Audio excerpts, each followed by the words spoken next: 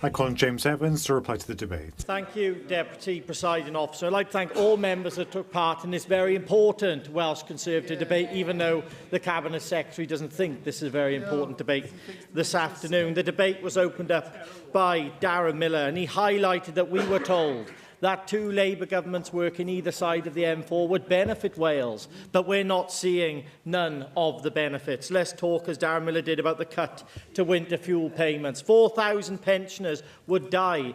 That's what your own party said before the last. 4,000 pensioners would die. Your party said that. You promised the public you wouldn't do it. You betrayed them and went back on your promise. Darren Miller talked about WASPy women. Welsh Labour members and Labour members in Westminster promised they would support WASPy women. You all queued up the pictures, as Darren Miller said. When you got into power, you turned your back on the WASPy women. And then there's the betrayal of our farming communities as well.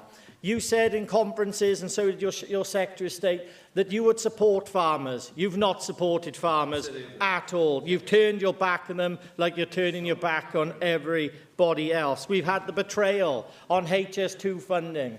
We went against our own political party here in Westminster and stood up for Wales. What have you done? You've talked the talk, but you didn't walk the walk. You did nothing and you said nothing, and when it matters, you say nothing at all. John Griffiths then talked about Tory sleaze. I want to talk about Free Gear Kia, an anti-corruption minister who had to, before he was sacked, walked away.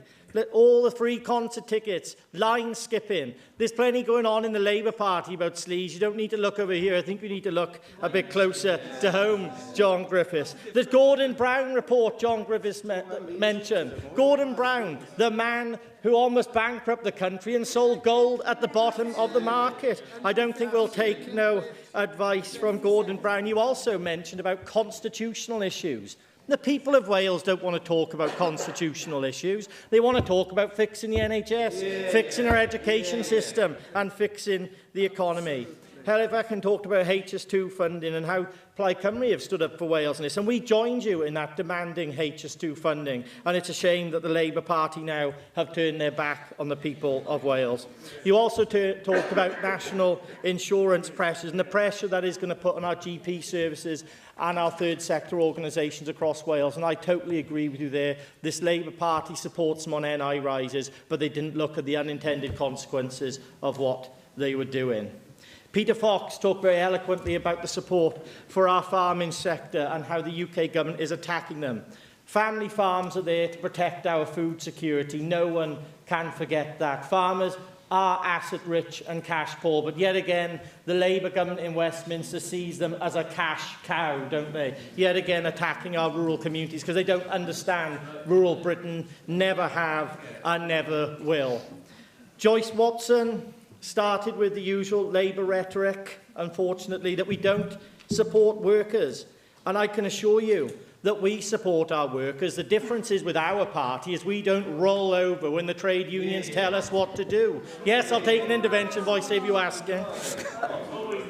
You talk about trade unions, and I'm a huge supporter of trade unions, all trade unions, whether it's the farming trade union that you quote repeatedly, whether it's Unite Union, whether it's the GMB union. So, you know, we hear a lot of talk about trade unions here, and I welcome all the contributions from all the trade unions. But when you talk about trade unions, you're talking about the trade unions who actually the membership is for the multiple of employees in Wales. That's what you're doing. You're differentiating what you mean by a trade union. I don't do that. No, I support the workers. I don't support trade unions who try and hold government to ransom. Then when we went to Natasha Ashgar and told us about all the false lines that were fed to us by the UK government. I can't even hear my speech. I agree, James Evans. We need to be able to hear you. Can we hear James Evans and his conclusions to the debate? Thank you. And Natasha Ascot did mention about the betrayal on our pensioners as well. 100,000 pensioners in your region alone, and the need for us in Wales to have our own winter fuel payment so we can support those pensioners who paid into that system their own whole life. They don't ask for much, but what did Labour do? Taking it away from working people yet again. They don't support workers, even though they said they do. And you also mentioned about this early release from prisons. What a botched job that was. The people who shouldn't have been released were released. Then you had the police running around the country trying to pick people up who would then be done for abusing people and violent crimes. Not very good start for the Labour Party. Sinead Williams talked also about winter fuel payments, and I agree with what you said about that, and also referenced the 4,000 pensioners who were going to die because of those decisions, and we wouldn't actually know the true extent of that because of the climate that we're living in and the weather and how cold it was going to be. Tom Gifford talked about Keir Starmer again and all the lies that we were fed by the Labour Party about our farmers, and also about the £22 million black hole that was created because they give in to trade unions, and that was peddled in and supported by the mainstream media and the Labour Party's media machine. And then we went on to Lee Waters. What can I say?